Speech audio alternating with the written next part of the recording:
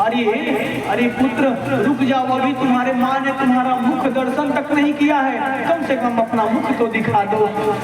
और इधर जो श्री वेद व्यास जी इधर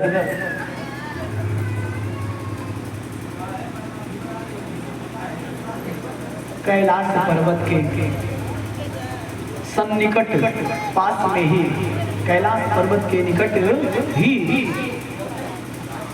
वेद व्यास जी की कुटिया थी। और उस कुटिया में अरुणी देवी प्रतिदिन प्रार्थना करती थी, प्रतिदिन, कब आओगे सावरिया हमारे अंगना, कब आओगे सावरिया हमारे अंगना, कब आओगे सावरिया हमारे अंगना, कब आओगे सावरिया हमारे अंगना, हमारे अंगना, हमारे अंगना, हमारे अंगना, हमारे अंगना, हमारे अंगना, हमारे अंगना, हमारे अंगना, हमारे अंगना, आओगे सावरिया हमारे अंगना, कब आओगे सावरिया हमारे अंगना, कब आओगे सावरिया हमारे। इस प्रकार से अरुणी मैया प्रतिदिन वह भाव उनके अंदर आता था और प्रतिदिन भगवान का जप कर रही हैं। ओम नमः शिवाय बोलो, ओम नमः शिवाय, ओम नमः शिवाय बोलो, ओम नमः शिवाय, ओम नमः शिवाय बोलो, ओम नमः शिवाय, ओम नमः शिवाय बोलो, शिव जी के रक्षक हैं, उनका कौन बुरा कर पाए। ओम नमः शिवाय, ओम नमः शिवाय, ओम नमः शिवाय, ओम नमः शिवाय, ओम नमः शिवाय, ओम नमः शिवाय, नमः शिवाय, ओम नमः शिवाय, नमः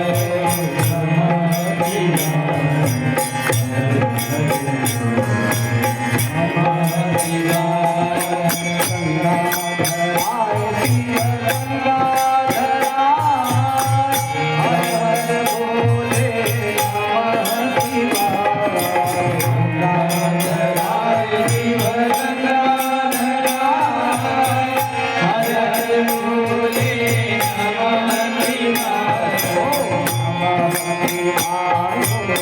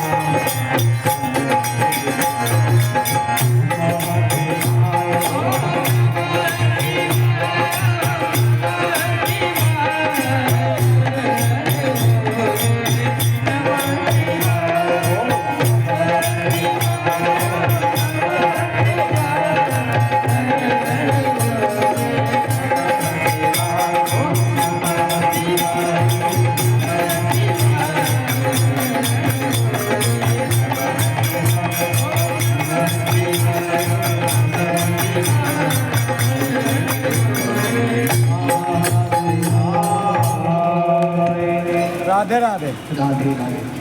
तो उस कैलाश पर्वत पर के सन्निकट ही अरुणी देवी वेद व्यास जी की कुटिया थी। प्रतिदिन वह शिव पंचाक्षर मंत्र का मैया जप करती हैं और इसी भाव से कि हे प्रभु आप हमारे यहाँ आवे।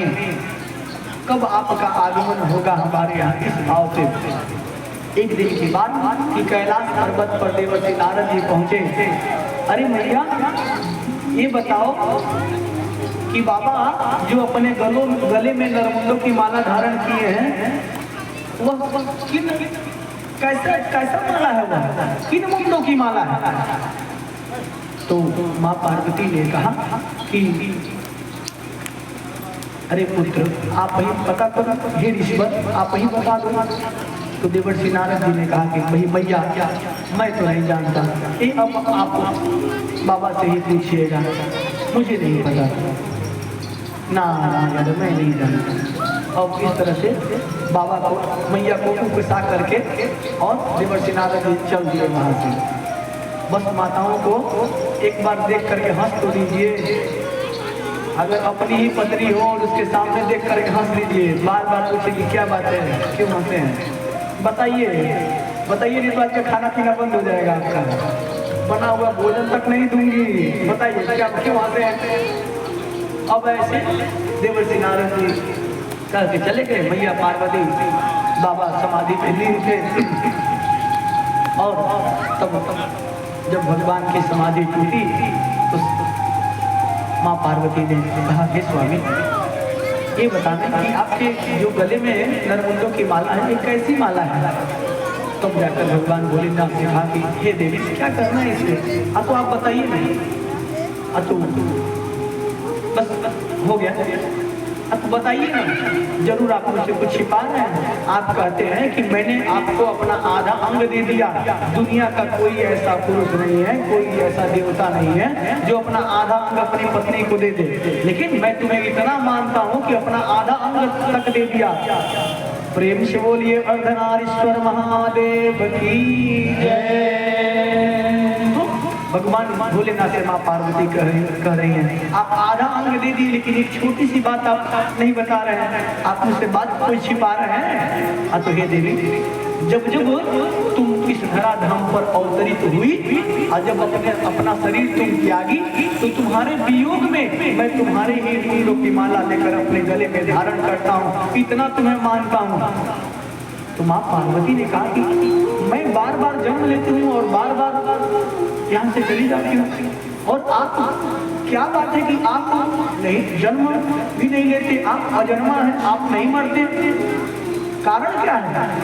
तब भगवान ने कहा देवाधिदेव महादेव ने हे देवी इसका कारण कुछ और है, आप छोड़ो। तो नहीं क्या बात वो मुझे भी बताइए। तो मैं अमर कथा श्रवण कर चुका हूँ, इसलिए तो वह अमर कथा मुझे भी सुनाइए। तब माँ पार्वती के बार बार जिद करने पर भगवान ने कहा ठीक है। तो उस कैलाश पर्वत पर अपने त्रिशूल को आदेश दिए कि जाओ देखो कोई इस कैलाश पर्वत पर कहीं कोई जीव तो नहीं है। त्रिशूल गया, चारों तरफ देखा, कहीं कोई जीव नहीं था। एक शुक शावक जिसका अंडा अभी प्रस्फुटित नहीं हुआ था, अंडा फूटा नहीं था। और तब इधर भगवान भोलेनाथ कथा प्रारंभ किए। जब कथा प्रारंभ किए तो माँ पार्वती से कहते हैं कि हे देवी कथा को ध्यान पूर्वक सुनो, ध्यान पूर्वक नहीं सुनोगे आप लोग तो कहने में आनंद नहीं आएगा। तो कथा ध्यान पूर्वक सुनना चाहिए, हुंकारी पारना चाहिए। तब जाकर के माँ पार्वती को सचेत किए कि ध्यान से सुनो और हुंकारी मारना। आज जब कथा प्रारंभ की, ज्यों ही दसम स्कंध आया, भगवान का हृदय, श्रीमद् भागवत महापुराण का हृदय, ज्यों ही भगवान की लीलाओं का वर्णन हुआ, त्यों ही मैया पार्वती को आंख लग गई। सज्जनों आज ज्यों ही आंख लगी, इधर शुक शावक जो है अंडा था वह प्रस्फुटित हो गया और उससे जीव निकल करके हुंकारी मारने लगा। इधर मैया का आंख लग गया, इधर बाबा ने अमर कथा सुना दी और जो ही कथा सुनाई जो ही मैया से पूछा अरे देवी हमारा आंख लग गया, कथा कौन सुन रहा था? तो मुझे नहीं पता।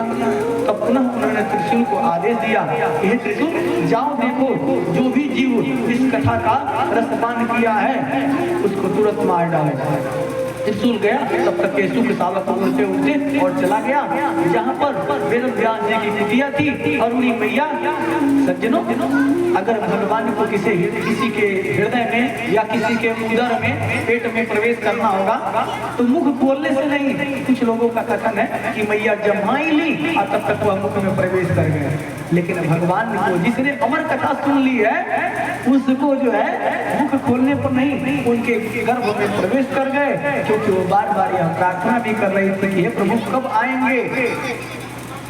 यह सुख सावक उनके उदर में प्रवेश कर गया और जो ही त्रिशूल गया वहां पर, तो अब एक जीव के साथ साथ दो जीव की हत्या होगी, इसीलिए त्रिशूल ने कुछ वहां किया नहीं। इधर बाबा पीछे पीछे दौड़े दौड़े गए। अरे तब तक वेद व्यास जी देखे। वेद व्यास जी ने कहा, अरे बाबा कहाँ आए हैं आप? तो आया हूँ, मेरा कुछ चोरी हो गया है, उसी चोर को ढूंढने आया हूँ। अरे आपका कौन सा ऐसा धन? आपके पास ऐसी कोई धन, ऐसा कोई तो धन है नहीं जिसको कोई चुरा सके, तो आपके पास कौन सा धन था? आपके पास तो वह धन है जिसको कोई चुरा नहीं सकता, कोई बांट नहीं सकता, कोई काट नहीं सकता, वह धन आपके पास है। हमारो धन राधा श्री राधा श्री राधा, हमारो धन राधा श्री राधा श्री राधा, हमारो धन राधा श्री राधा श्री राधा, बरसाने वाली राधा राधा राधा राधा राधा, बरसाने वाली राधा राधा राधा राधा राधा, बरसाने वाली राधा राधा राधा राधा राधा, बरसाने वाली राधा राधा राधा राधा, हमारो धन राधा श्री राधा श्री राधा, हमारो धन राधा श्री राधा श्री राधा।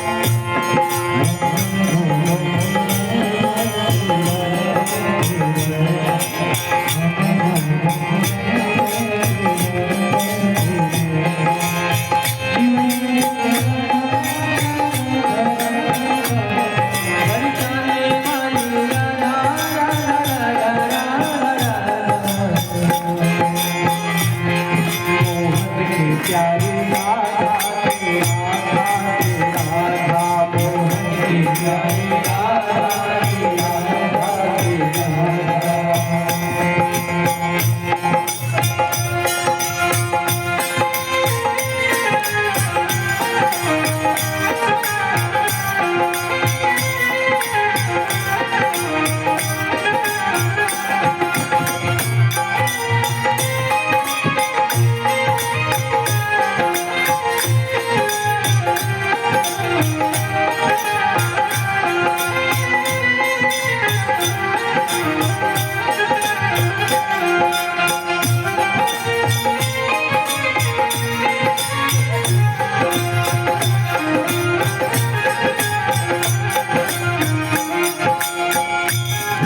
भक्तों की प्यारी राधा राधा राधा राधा राधा, भक्तों की प्यारी राधा राधा राधा राधा राधा, भक्तों की प्यारी राधा राधा राधा राधा राधा, भक्तों की प्यारी राधा राधा राधा राधा, जीवन भर राधा श्री राधा श्री राधा,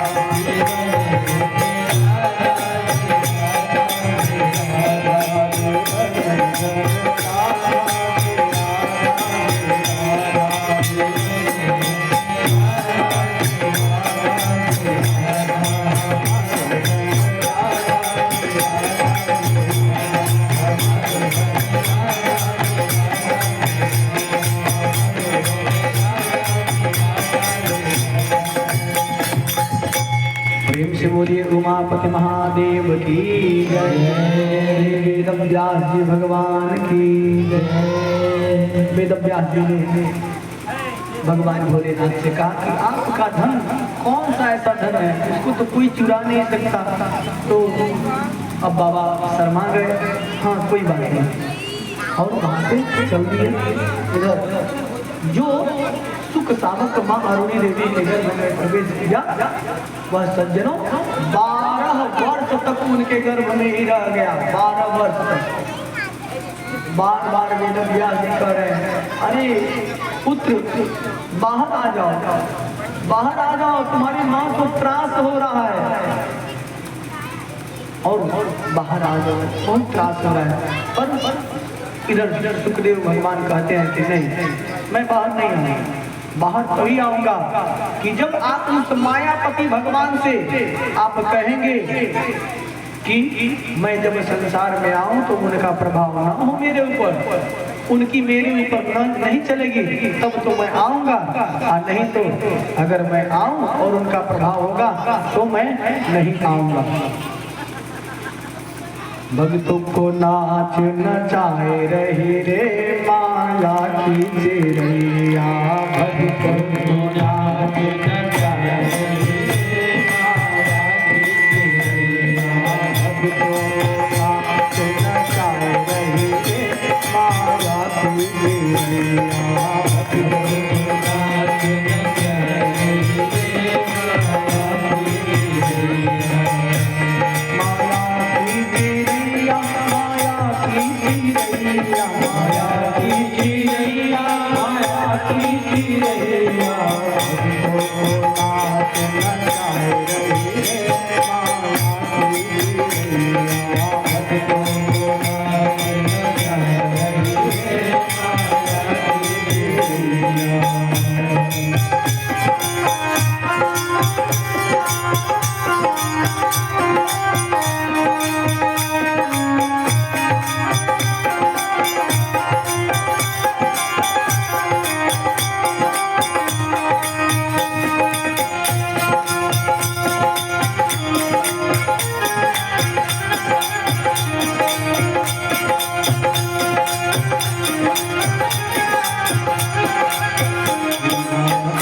चिड़ै बैठी कैकई के सिर पर, चिड़ै बैठी कैकई के सिर पर, चिड़ै बैठी कैकई के सिर पर, चिड़ै बैठी कैकई के सिर पर, कैकई के सिर पर, हाँ कैकई के सिर पर, कैकई के सिर पर, हाँ कैकई के सिर पर, राम जी को, ओ राम जी को बनवास कराए रही रे माया की चिड़ैया, राम जी को बनवास कराए रही रे माया की चिड़ैया।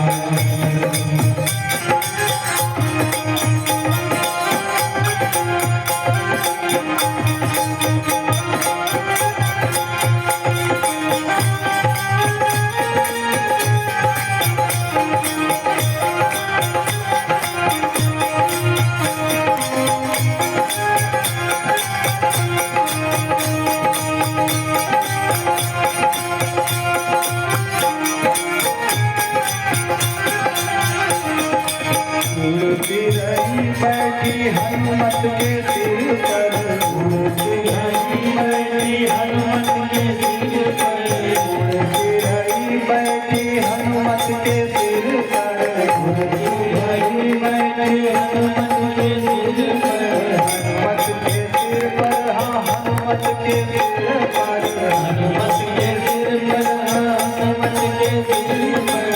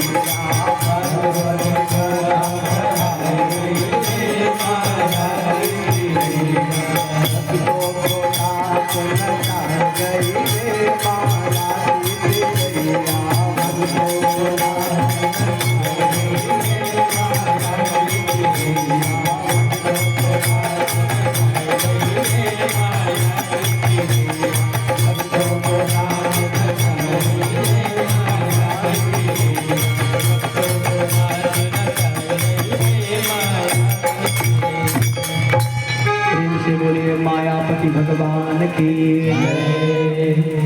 सुखदेव जी ने कहा पिताजी पहले मायापति भगवान से कह दीजिए कि मैं जब संसार में आऊं तो उनका प्रभाव न पड़े, तब मैं आऊं।